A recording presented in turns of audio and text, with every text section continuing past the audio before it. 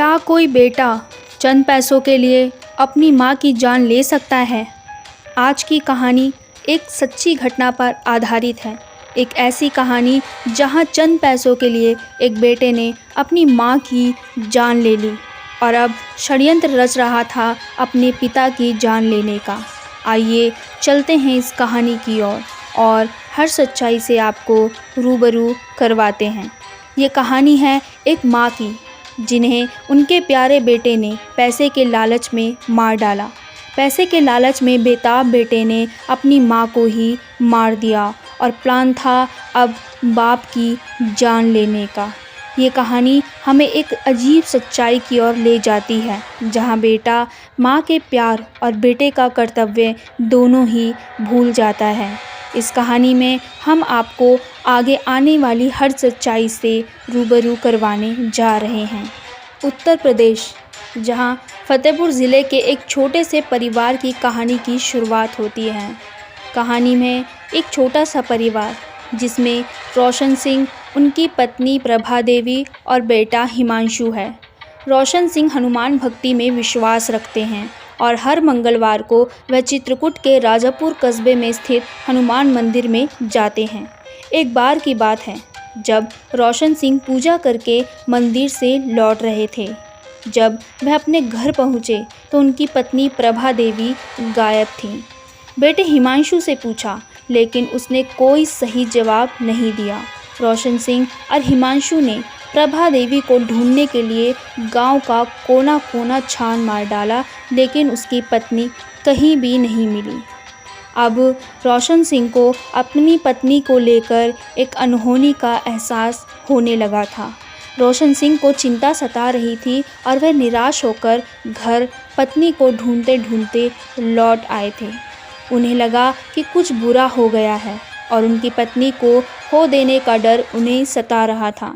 उन्होंने अगले दिन पुलिस को सूचित किया और उन्होंने प्रभा देवी को ढूंढने के लिए तत्पर जांच शुरू कर दी। जब रोशन सिंह ने अपने बेटे से पूछताछ शुरू की तो उसने पूछा कि उसकी माँ घर पर है या नहीं, या कहाँ गई। बेटे ने कहा कि शायद वह कुछ कर रही थी, वह अपनी दादी के घर जाने की बात कर रही थी। हो सकता है वह वहाँ गई हों। उसका पता लगाने के लिए रोशन सिंह उसके ससुराल भी गए, लेकिन कुछ पता नहीं चला और वह वहाँ भी नहीं थी। फिर अचानक एक दिन एक शव मिलता है। कहा गया ये शव एक ट्रैक्टर की मदद से फेंका गया था। आइए अब आपको बताते हैं इस शव की सच्चाई। अगले दिन रोशन ने देखा कि प्रभा देवी की चप्पलें घर में रखी हैं। उसे संदेह था कि प्रभा देवी बिना चप्पल के कहीं नहीं जाती हैं। उन्होंने तुरंत पड़ोसियों से पूछताछ की तो पता चला कि हिमांशु सोमवार रात ट्रैक्टर में बोरा लेकर कहीं जा रहा था। जब रोशन ने अपने बेटे से इस बारे में पूछा तो उसने कहा कि ये बोरी नहीं थी, उसने कुछ और ही देखा होगा। इसके बाद रोशन सिंह ने प्रभा देवी की खोजबीन शुरू की, लेकिन कुछ भी पता नहीं चला। देर रात जब रोशन सिंह थके हारे घर लौटे तो उनका बेटा भी मौजूद था। इस दौरान गांव में यमुना नदी के किनारे बोरे में बंधा महिला का शव मिलता है। उसके गले में गमछा बंधा हुआ था। ये शव प्रभा देवी का था। उधर अब तक हिमांशु भी घर से भाग चुका था। इस पर रोशन सिंह का शक पूरी तरह से यकीन में बदल जाता है। इसके बाद बेटे हिमांशु पर पत्नी की गला घोंटकर हत्या करने और शव को ट्रैक्टर से यमुना किनारे में फेंकने का आरोप लगता है। अब प्रभा देवी की हत्या आखिर बेटे हिमांशु ने क्यों की थी, चलिए जानते हैं। घटना के संबंध में रोशन सिंह ने बताया कि उनके बेटे ने मेरा और मेरी पत्नी का 50-50 लाख रुपए का बीमा करवाया था।